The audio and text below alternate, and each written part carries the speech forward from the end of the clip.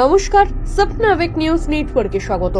বরানগরে ডাকাতির পর স্বর্ণ ব্যবসায়ী খুনের ঘটনায় জড়িত দুষ্কৃতীদের 48 ঘন্টার মধ্যে গ্রেপ্তার করতে না পারলে বৃহত্তর আন্দোলনে নামার হুমকি দিলেন বঙ্গীয় স্বর্ণ ব্যবসায়ীরা।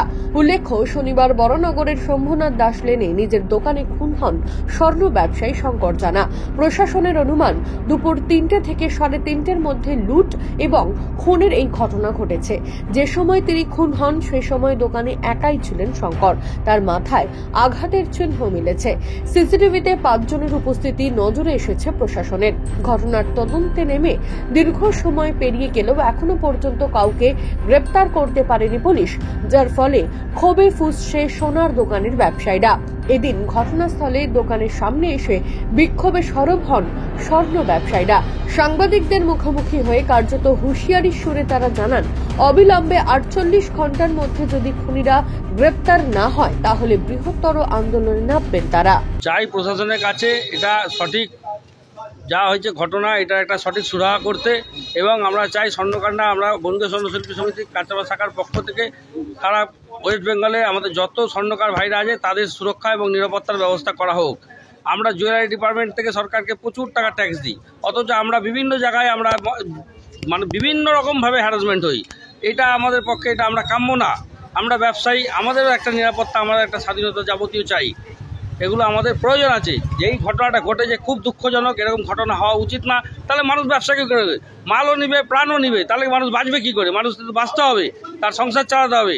এটা অবশ্যই সকলকে একটু ভাবা উচিত। আমরা এটা যদি কোনো সুরাহা না হয়, আগামী দিন আমরা বৃহত্তর আন্দোলন নিব।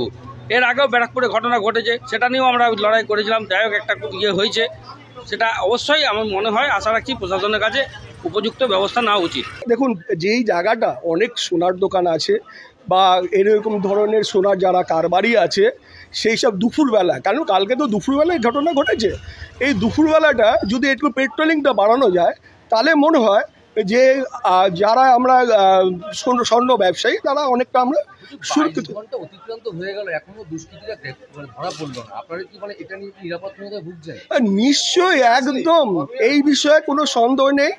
আমরা বললাম না যে যেহেতু কালকে আমরা 12টা নাগাদ বরানগর থানায় গেছিলাম আমাদের সমিতির তরফ থেকে। যত এখানে 3-4টে সমিতি আছে আমাদের এখানে, যারা সোনার কাজ করি, 3টে ব্রাঞ্চ আছে, আমরা সবাই গেছিলাম। কেন, ওনার ছেলে দিল্লিতে ছিল, ওনার ছেলেও ওনার সাথে থাকতো। কালকে ওনার এরা যারা এসছিল তারা জানে যে ওনার ছেলে ওনার এখানে নেই, ওনার সাথে নেই। আর উনি যেই টাইমে অ্যাকচুয়ালি দুপুরবেলা উনি দোকানটা বন্ধ রাখেন, কিন্তু এমন একজন ব্যক্তি এসেছিলেন, তাকে কত হতে পারে, এটা হচ্ছে তদন্ত সাপেক্ষ। তো উনি ওই টাইমে কিন্তু অ্যাকচুয়ালি দোকান খোলেন না, কিন্তু উনি দোকান খুলেছিল এবং সেটা খুব পরিচিত কোনো লোক। উনি 4টে, 4:30, 5টার পরে আবার দোকানটা খোলেন।